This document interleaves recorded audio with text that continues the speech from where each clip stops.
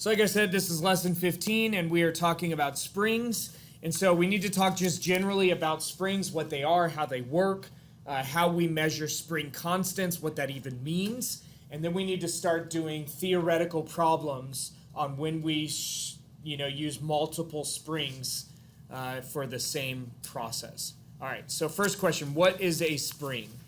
Wow, that should have a question mark after it. I'm sorry. So what is a spring? So a spring is an elastic structure. So a rubber band is technically a spring. A piece of fabric, if it's elastic, is technically a spring. Even if it's not really easy to stretch, as long as it rebounds back to its original position, it is a spring. Now, most springs can also be compressed. But anything that can be stretched and rebounds to its original position is a spring, right? So you're like, well, if I crumble up a rubber band, it also kind of rebounds to its original position. But if I crumble up a piece of material, it may not, right? Like a dollar bill. A dollar bill is fabric and is not actually paper. It's kind of a combination of the two. But you can crumble that up, but technically it's a spring with a really high spring constant because you can stretch it a little bit and it will rebound to its original position. But many springs can also be compressed. You think about a slinky. Any of you play with a slinky before? You can compress a slinky down and then release it and it kind of bounces back to its comfort, its resting position. Or you can stretch the slinky out and it will go back to its resting position. Or get all tangled and turn into a big old nasty mess. But either way, it's designed as a spring. So if the springs are made of metal, they can oftentimes be compressed. And even springs that are made out of plastic can be compressed, but not as well as springs that are made of metal. So springs often made of metal can also be compressed. And this is important. So they're going to want to rebound to their resting position. Yeah, Micah. Where can I find like a tissue or something? Do you want a tissue or a paper towel? Either one will work. Let me give you. These aren't exactly tissues, but they'll function just the same. Yep. All right. What are some other materials that are elastic? So I already mentioned a rubber band, and I mentioned many fabrics are elastic, right? Like the elastic in the waistband of athletic shorts. And that's for a purpose. So you don't get friction burns as you move around and as you twist left to right. Also for a purpose, like if you're a little fluffy, you don't have to worry about getting a new pair of athletic shorts. They'll stretch out, accommodate for you. But what are some other materials that are elastic?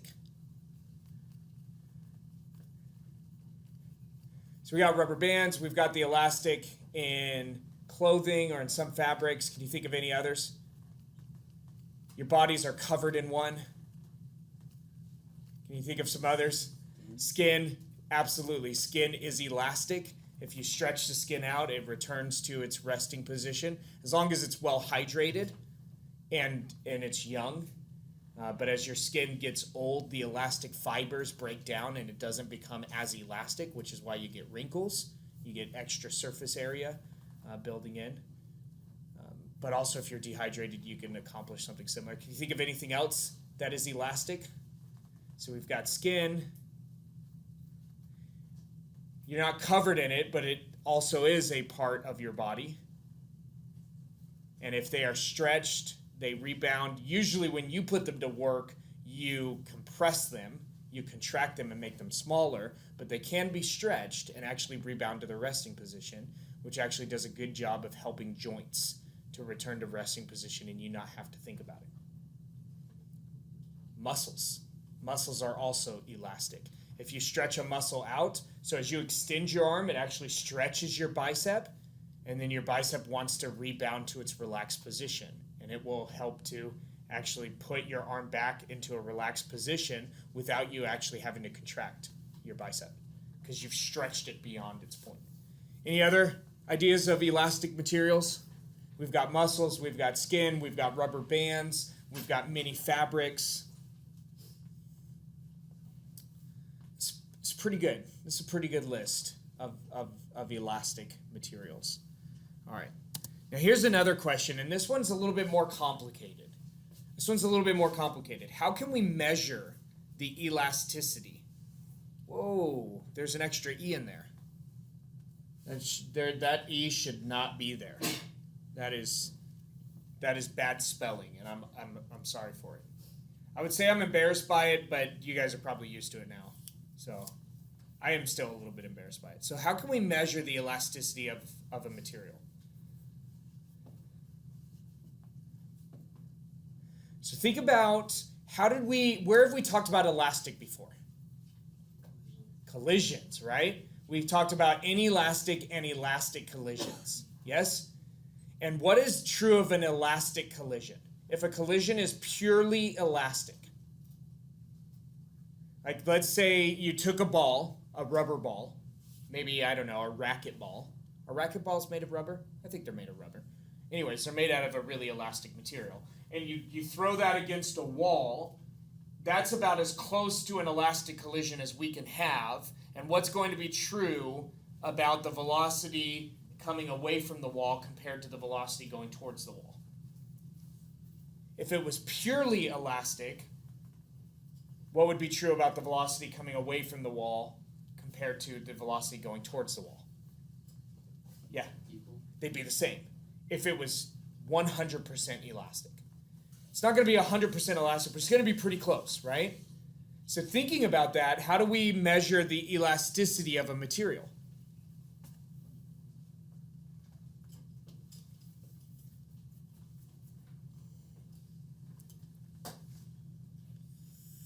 What about we drop something on it, especially if it's something that can be compressed and then is going to rebound to its original position? What about if we drop something on it and measure how elastic that collision is, right? If it's a really elastic material, that collision should be really close to purely elastic. And think about this with a spring. And people do this as they design mattresses, which an old design, although many still mattresses are made with springs, but it's an older design. Then you can have foam mattresses and all sorts of different designs. But mattresses and springs, a lot of times they'll test them by how elastic the collision is when you drop something on it. And they'll drop a bowling ball on it, and you're like, well, I'm not going to drop a bowling ball on my mattress. True, but you want the elasticity of those springs to be pretty high because you don't want to sink into the mattress. You want to actually be buffered against it and it to maintain good posture as you sleep. And sleeping like this is not good posture, right? It's not good posture. All right? How's another way we can measure the elasticity? So that's for compressing. That makes a lot of sense. We're like, okay, so if we drop something on it and we get a pretty close to elastic collision, then it's a pretty elastic material. What about with stretching something?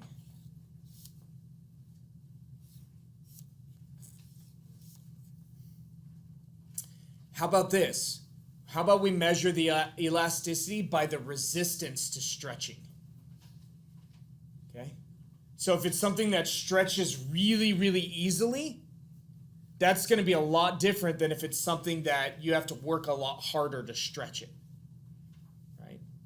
It's another way in which we can measure elasticity, and we can measure that with what's called the spring constant. Okay? But before we get to that, are there any questions about this? What is a spring? The first statement pretty much sums that up, and then we can apply this in different ways. Okay. So what is the spring constant? What is the spring constant? And again, this is basically the measure of elasticity. This is an approximation or a measurement of the elasticity. But what it is physically, the physics of it, is it's the amount of force required to stretch or compress the material. And it should be the same amount of force whether you are stretching it or you are compressing it. Okay. And so what I mean by that is, let's say you have a spring sitting on top of a wooden board. And we've got a spring setting like that, okay? And we put a certain amount of weight on this. And why is my weight represented in N's? What does N represent in physics that we've seen so far? What's this unit? Newtons. And what is newtons a measurement of? Force. And weight is a force. Because remember, a force is mass times acceleration. Yes? Force is mass times acceleration. And your weight is your mass times acceleration due to gravity on whatever planetary object you're on. So weight is not the same as mass. Mass is constant regardless of where you are. Weight is dependent upon the acceleration due to gravity. That's why you would weigh less on the moon than you do on Earth, and you'd weigh more on Jupiter than you do on Earth, right? And why you're weightless in space, because you're not impacted by gravity at all. You're not massless. You still have the same amount of mass, but you have no weight because there's no gravity, okay? Or no influence of gravity. All right, so if you put this weight on top of this spring, it should compress it a certain amount, and we'll call that amount X. Okay, so as you put this weight on top of the spring, it should compress it a certain amount, and we'll call that amount X, amount of displacement. If you took the same spring and you put it upside down,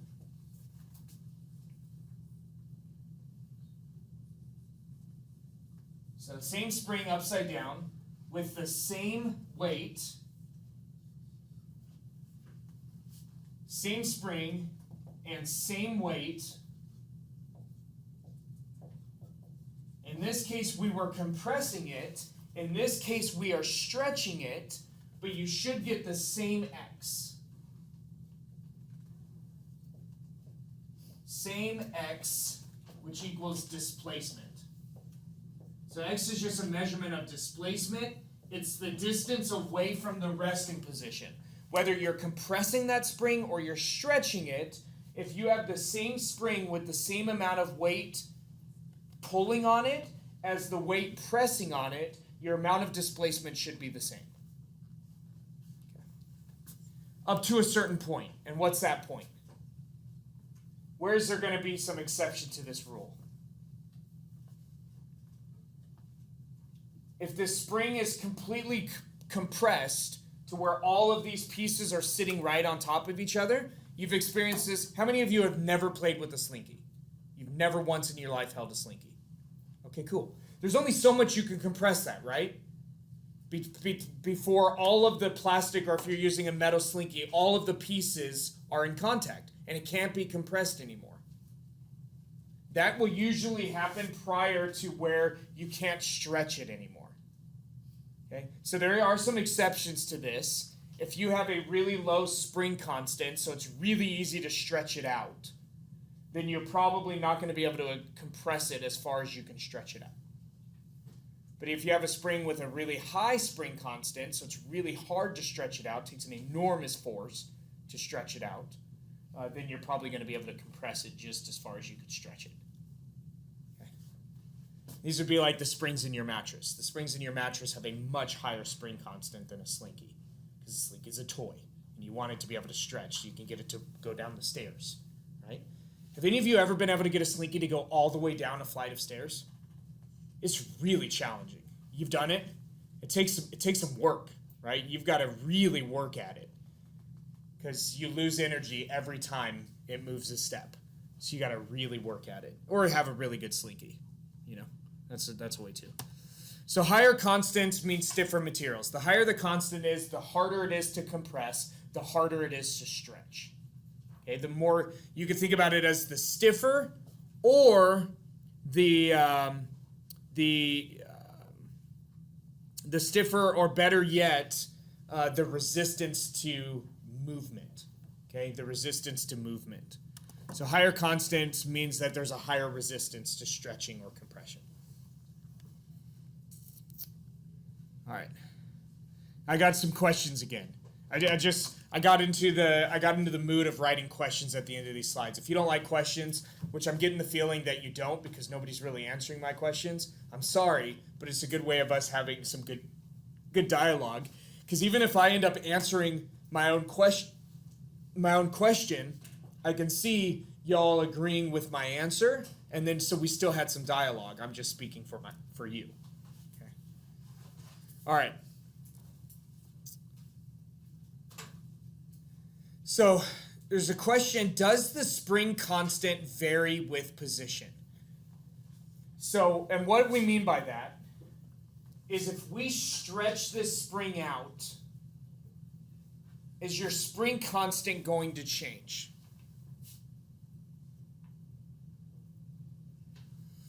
As you stretch this material out, is your spring constant going to change? And this question is a really complicated question to answer because the name is the spring constant. What does constant mean? What does a constant mean? Yeah, it stays the same. But the way the spring constant works is it only stays the same from one situation to the next. So if you stretch a spring out and then allow it to return, it should maintain that spring constant. But we know that even that isn't true because as you stretch a spring out, you actually lower the spring constant, right? The more you stretch it, the weaker it becomes. And so the lower, so you already know that you can lower a spring constant by just repeated stretching, right? And this is why mattresses don't last forever. One of the reasons why mattresses don't last forever. The other one, which is far more disturbing, is you actually deposit an enormous amount of dead skin cells to your mattress. And so over time, the mattress becomes more a part of you than what you would really like. And eventually you need to kind of replace it. You know, the average mattress, I think I remember these numbers. These numbers may be off. But for some reason, I'm thinking that the average mattress gains 2 pounds a year. And that's all from just like dead skin cells and material coming from you. So those numbers may be a little off, but if they're a little bit off, they're pretty close. And so that's another reason why mattresses don't last forever. So we already know that in one way the spring constant is not constant because with repeated stretching, the spring breaks down and the spring constant lowers.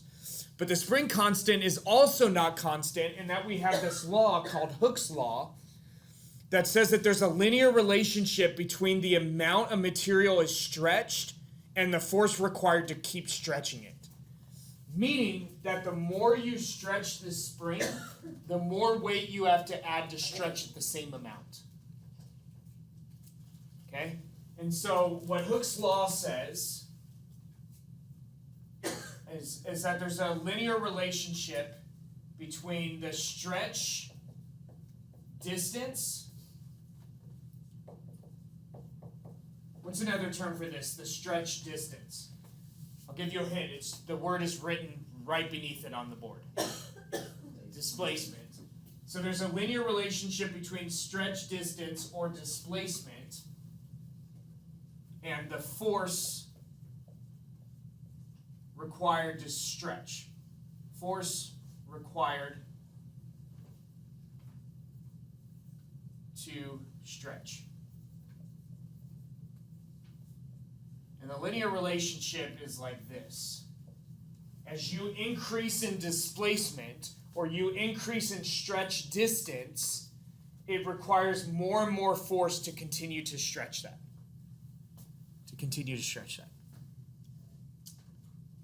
So there are ways we can account for this by designing springs in a very specific way. And we'll talk a little bit about that in a little bit. All right? Is this okay so far? All right. And then we have what's called the restoring force. So the restoring force is acting in the opposite direction as the weight compressing or stretching the spring. So it's equal, but exactly opposite to the weight compressing or stretching the spring. And why would you predict that there should be some force that's equal in magnitude but in the opposite direction to the force creating the displacement? Yeah. Newton's third law. For every action, which is a force, there is an equal and opposite reaction. There is an opposite force. So if you have a force like a box sitting on top of the spring compressing it, better yet, a human body sitting on top of a mattress spring compressing it, the spring is exerting the equal force to try to restore itself to its resting position. And this is what keeps you from sleeping like this. I had a friend in high school that had a queen-size mattress, which I thought was awesome because I had a twin bed. And I'm like, man, why does he get a queen bed and I get a twin bed? It's because I had to share a room with my brother, and there wasn't room for 2 queen beds. And my parents already realized my brother and I weren't even, and I got way more than he did. So if I had a queen bed and he had a twin, it'd make him feel bad. But anyways, I thought it was really cool that he had a queen bed until I actually laid in it. And then I realized that the springs were so worn out that you just sunk into it like a beanbag. I was like, how do you sleep in this thing? This is horrific. But he did. It was like a beanbag and not like a bed. All right. And so now let's start putting numbers on this. All right. So we have this equation. F is force, same as F in other physics equations. F is force. K is the spring constant. And X is the displacement. And see, now we're getting our linear relationship. So our spring constant is constant, except for we know if we stretch, our spring out a lot. And then our displacement is how far we stretch or we compress our springs. And so the units for our constant are newtons per meter. The units for all constants are just whatever they need to be in order to balance your equation. Okay? And so we have our stretch distance or displacement, which is x. We have our force required to stretch, which is F. And the greater this is stretched, the higher the force required to stretch it. And the slope of this line is equal to what? What do you think? The spring constant. So our stretch distance is our displacement. Our force required to stretch the spring is our force. And our slope of this line is equal to our spring constant, is equal to our K. And so overall, we get that our force is equal to K times X. And whether you've had algebra or not, or pre-algebra or not, you probably have seen the equation for a line as y is equal to the slope, right? Which, what do we usually use for slope? M times x, right? Where y, your displacement on the y-axis, is equal to your slope times your displacement on the x-axis. And this is basically the exact same equation that we're getting here, because there's a linear relationship between the amount the spring has been stretched or compressed and the force required to continue to stretch it, to continue to compress it. All right? Is that cool? Even if it's not cool, does it make sense? I don't know if I told you this, but I've developed like this passion over the last couple of days for just telling people that, I don't care if you love it. I mean, I care if you love it, but I don't expect everybody to love it. I just expect you to have some kind of a feeling for it, right? Don't be neutral. It's okay to not like it, but just don't be neutral. Because if you're neutral, it means you're not applying yourself enough, okay? If you're applying yourself enough, you're not necessarily going to love it. You're not going to love everything you do. But if you're applying yourself enough, you're going to feel something. You're either going to like it or you're not going to like it. You're going to love it or you're going to hate it, but you're going to feel something. If you don't feel anything, you're not applying yourself enough. And if that's the case, you feel nothing, let me know and I'll give you more to work with. And that way you can apply yourself more and develop some feeling. Okay? All right. Are there any questions about this so far? Because the only thing we have left to do, we've got to solve some problems, but then we also have to deal with what happens if we start employing multiple springs. Because a mattress doesn't have a single spring, right? Mattress has dozens, if not hundreds of springs. Or no springs, and it just has foam, but foam still has a spring constant. Okay? So what happens if we start stringing springs together? I'm glad you asked. So what if multiple springs, that should say springs, not spring. Man, just a lot of grammatical issues in these slides. I'll get them fixed before I send them out. That doesn't do you any good now, but I'll get them fixed before I send them out. What if multiple springs are linked together?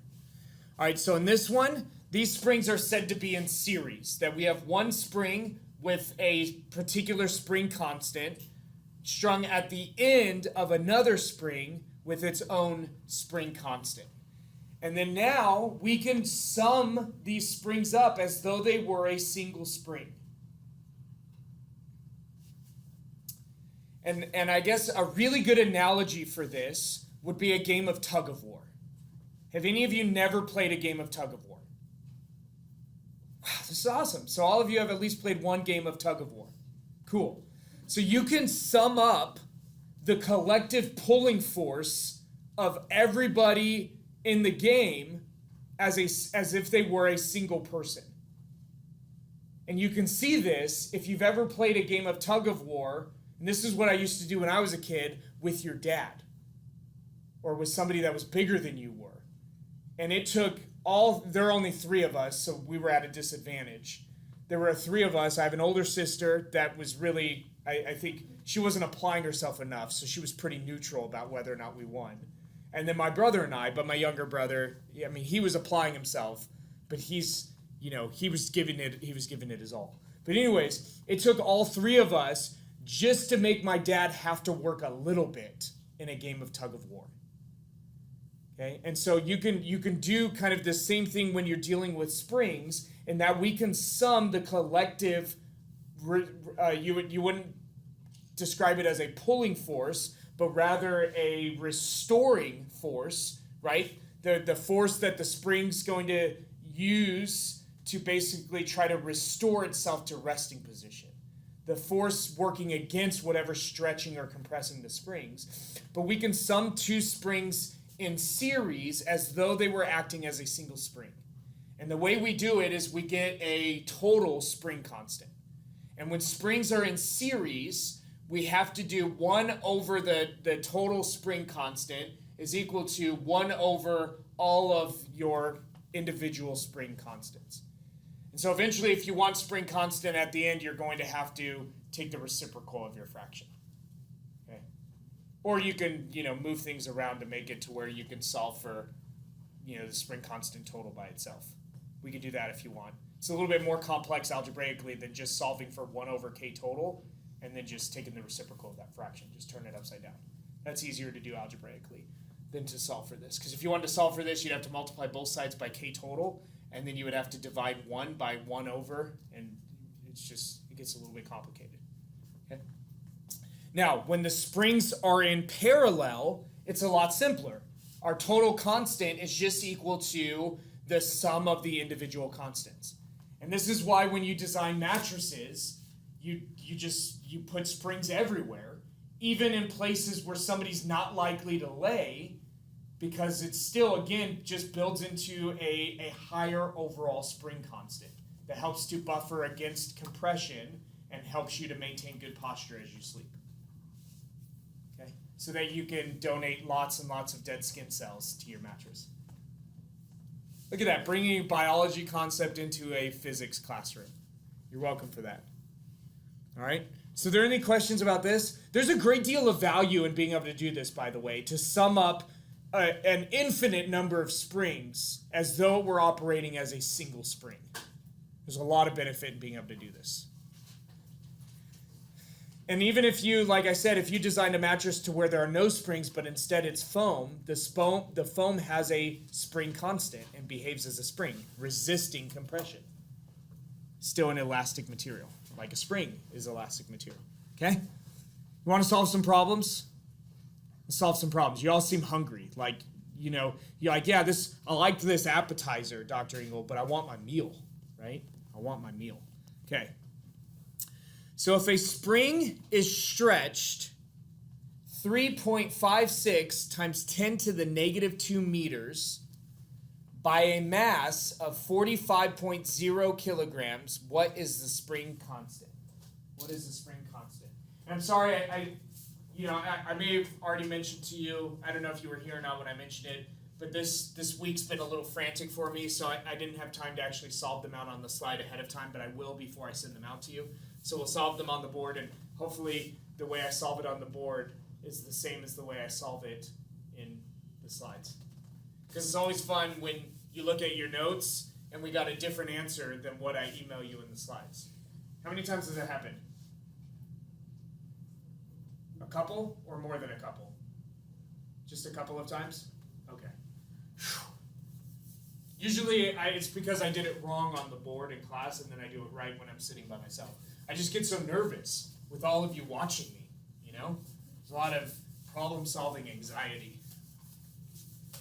I'm just kidding about that. It's because I'm trying to do it quickly, and I don't think as well.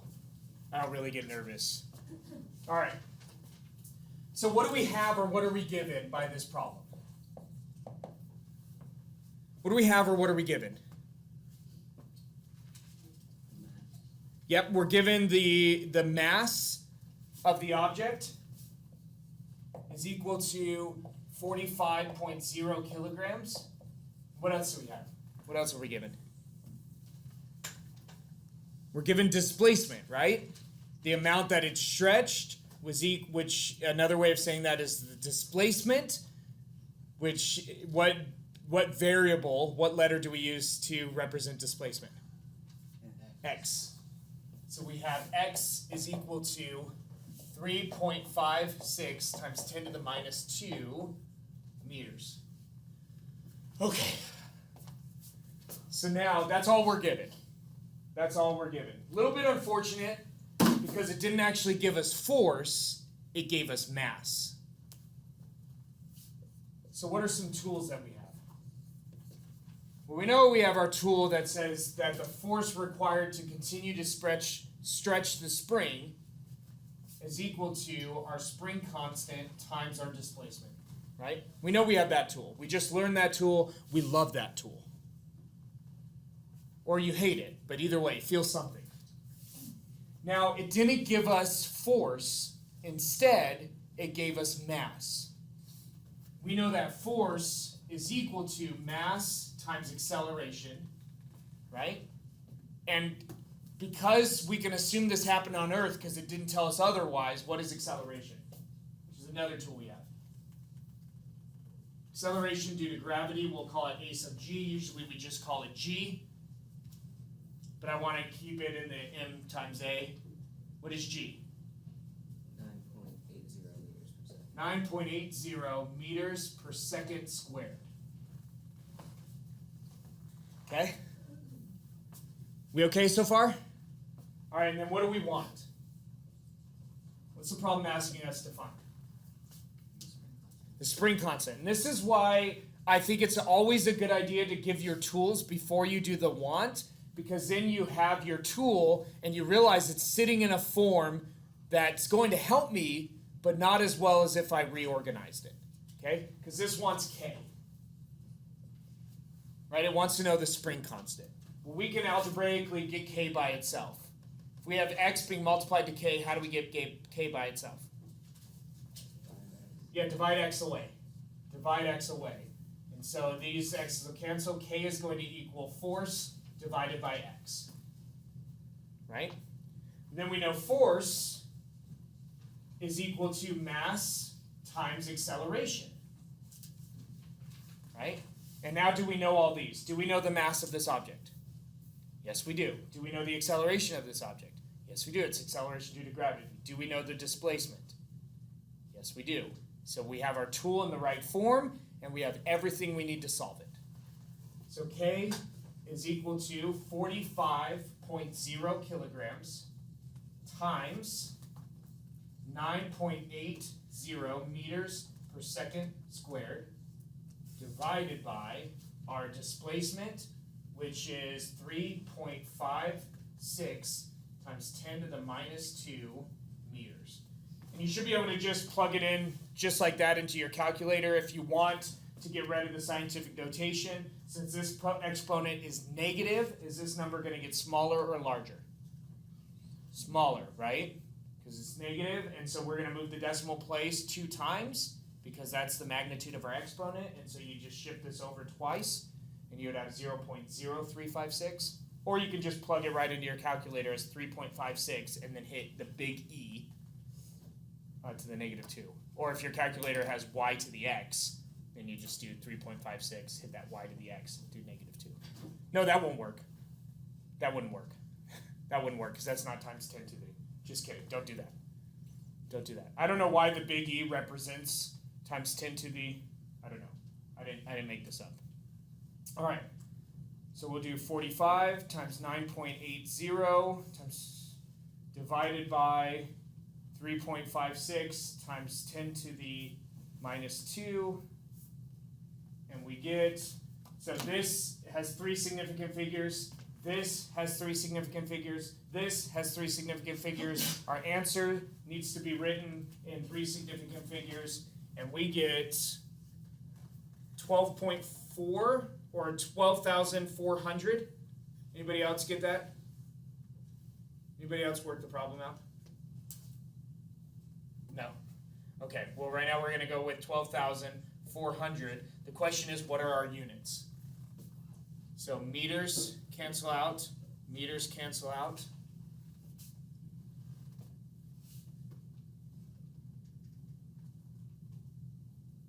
And we end up with K is equal to 12,000 kilograms per second squared.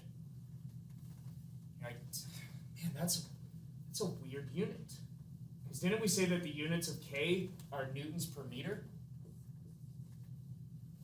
Isn't that what we said the units were? Well, what is a newton? Kilograms meters squared per second. Or kilograms meters per second squared, right? Divided by meters. Kilograms meters per second squared divided by meters. Kilograms per second squared. Same units. Okay? So we're okay. Our units are right, which means our algebra was right, which means that the only thing that may be wrong is the calculations. Did you get that, Isaiah? What did you get? So let's do it again. 45 times 9.80 divided by 3.56 times 10 to the minus. So make sure you put your EE in parentheses with your 3.56.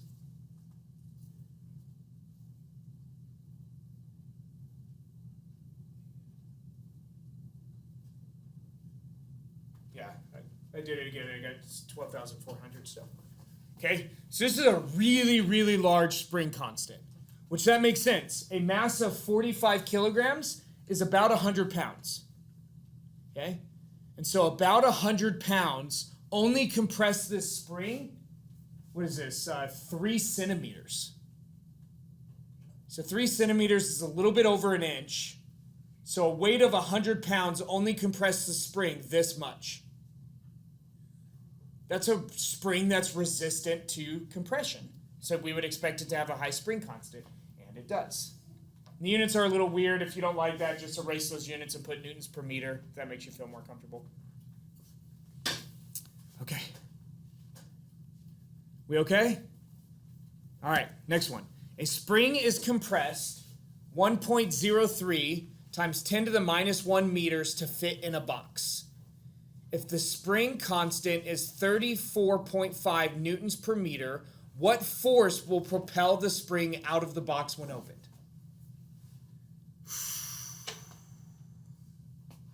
This is a good one.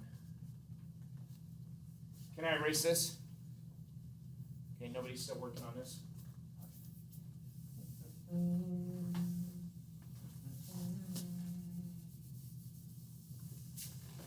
All right. What do we have? What are we given by this problem?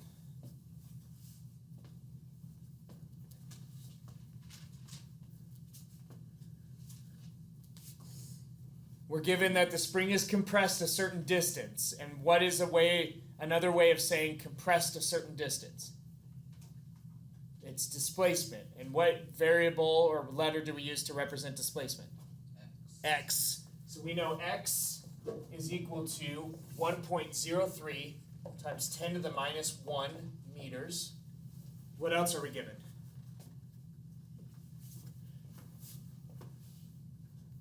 What is this? Spring constant, which is what?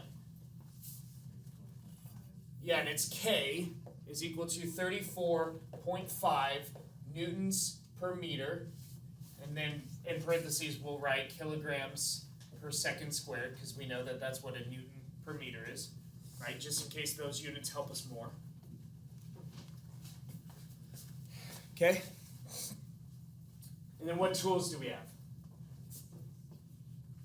Force is equal to K times X, right? In this case, it gave us K and X. We're not searching for anything to manipulate these into K and X. And what do we want? Force. We want force. Okay, we want to know the force. And our tool is already set up, bless you, for us to find force. And so we'll do our K, which is 34.5 newtons per meter, times 1.03 times 10 to the minus 1 meters. And we didn't need our second way that these units are good because meters will cancel. And we'll be left just with newtons. And why is that good? What's our unit of force? Newtons. And so we know our algebra is good. Okay? And then so we just do 34.5 times 1.03 times 10 to the minus 1. And so it should be basically 34.5 times 0.1 almost. Which is going to give us 3 point. This is 3 significant figures. This is 3 significant figures. Our answer should be in 3 significant figures. And we have a force of 3.55 newtons. 3.55 newtons. Which, what is that force equal to? It's not really that great of a force. But if the weight of the object sitting on top of it that was going to propel out was pretty low, then it could do something pretty spectacular, like opening up one of those can of snakes. You know, you open them up and they all come flying out. They're just springs packed into the little canister. Or Jack-in-the-Box works this way as well. You got to push down and lock it in, and then you spin the little crank, and then eventually it gets to a point where it unlatches the lid and opens it up. But the amount of cranking can vary. Like sometimes you have to crank it a lot to open the lid. Sometimes you crank it a little bit to open up the lid. It's like if you play the game Pie Face, or have seen the game Pie Face, even if you haven't played it, sometimes it only takes a couple of... You don't do this. What do you do? I guess you do spin it. You twist it. You twist it a certain amount of times. And eventually, somebody's going to get that pie in the face. May not be you. Somebody's going to get it. My kids love it. You got to make... You got to use store-bought whipped cream, though. You can't make it yourself. One, because, I mean, it's more expensive. But two, you just need really thick whipped cream. So it really is pretty powerful when you get hit with that. All right. Okay.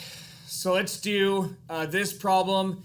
And in this problem, we actually have 2 springs together. We'll do another problem with... These springs are in series. We'll do another problem with springs in parallel, and then you'll be in a good position to tackle the homework. All right. So if a 35.6 kilogram platform is held by 2 springs, there's another grammatical error, 2 springs in series that are stretched 3.55 meters, what is the K total? If one spring has a constant that is twice the other, what are the 2 constants? Ooh, this is a good one.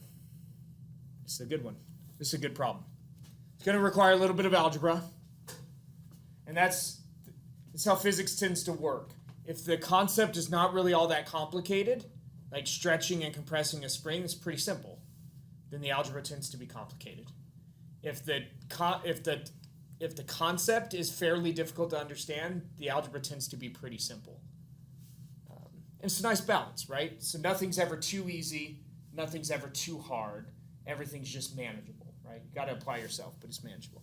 So if a 35.6 kilogram platform is held by 2 springs in series that are stretched 3.55 meters, what is the K total?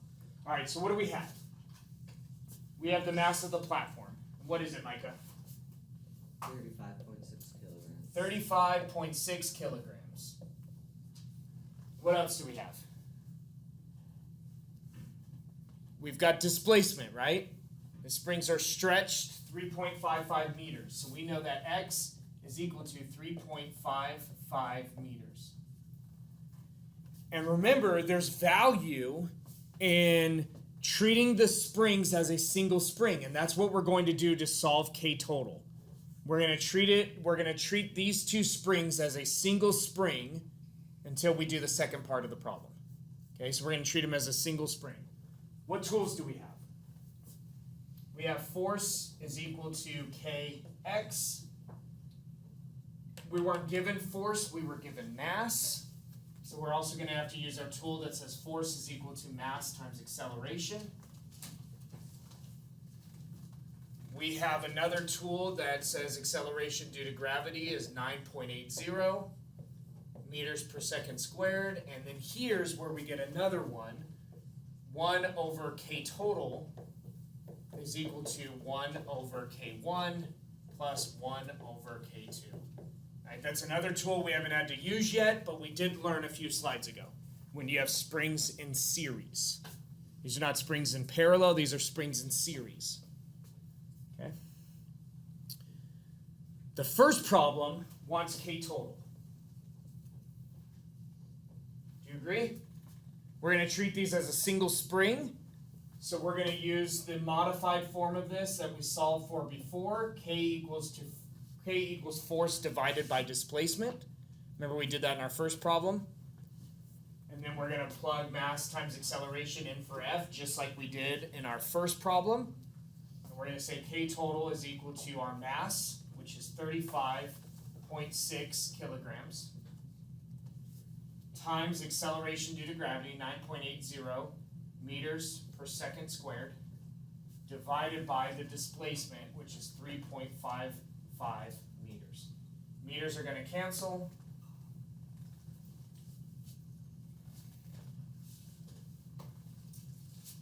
And if you don't,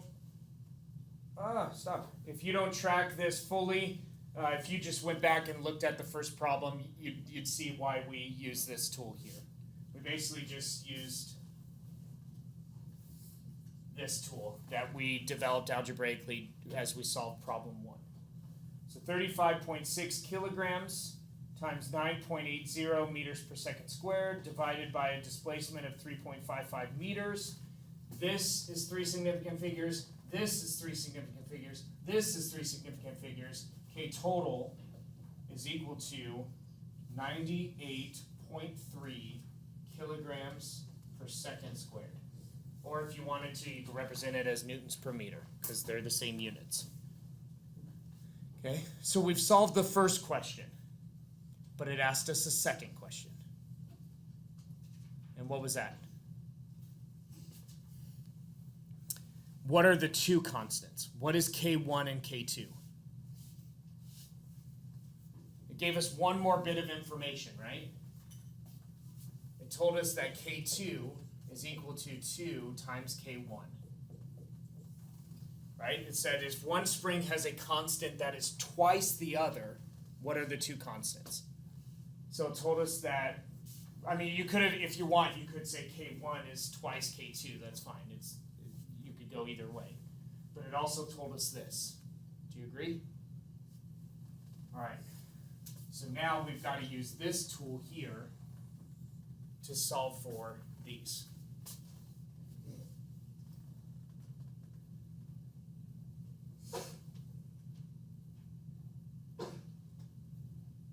Bless you. Okay, so we're using this tool to solve for now K1 and K2. So 1 over our K total, which we just solved, right? We just solved this. So 1 over 98.3 kilograms per second squared is equal to 1 over K1 plus 1 over, and then this is where we can substitute 2 times K1 in for that. Okay? Dealing with springs in series, way more complicated than dealing with springs in parallel. Springs with parallel is far more straightforward, okay? Because then once you get to here, you would just K total is equal to K1 plus K2. This one is a little bit complicated. So we want to figure out, we've done it to where we only have one unknown. The only thing we don't know is K1, right? Now this is where it gets a little bit tricky to figure out what you would do. Now the easiest way to solve this algebraically would be to multiply K1 to both sides.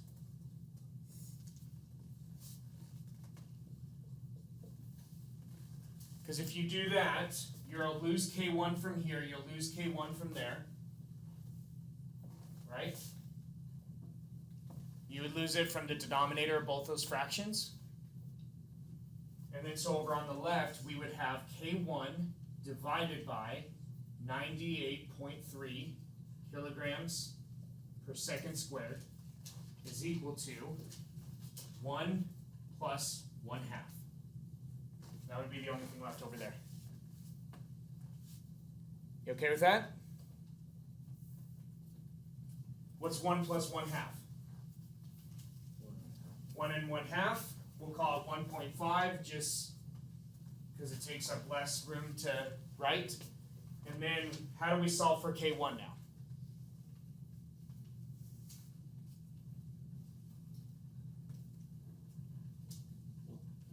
Multiply both sides by what? 98.3. Right now 98.3 is being multiplied or divided away. So we'll multiply both sides by 98.3 kilograms per second squared. These will cancel, and we'll have K1 is equal to 1.5 times 98.3 kilograms per second squared.